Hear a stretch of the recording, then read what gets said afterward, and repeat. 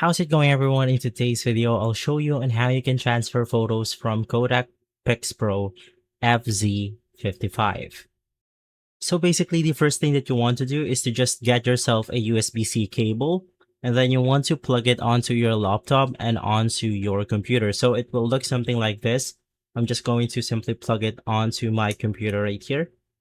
And then right after plugging it in, a window will pop up that will basically prompt you to the storage option.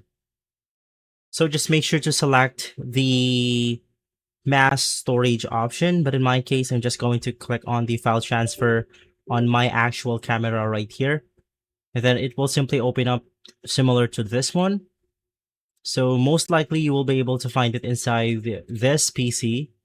And then you will be able to look at the extra storage right here. So in my case, it's going to be the USB drive, DCIM, and then I have all of the albums right here. So this is one of my recordings, and it is extremely simple. And so guys, if this video has been helpful, leave a like, subscribe, and follow us for more videos like this. And as always, thanks for watching.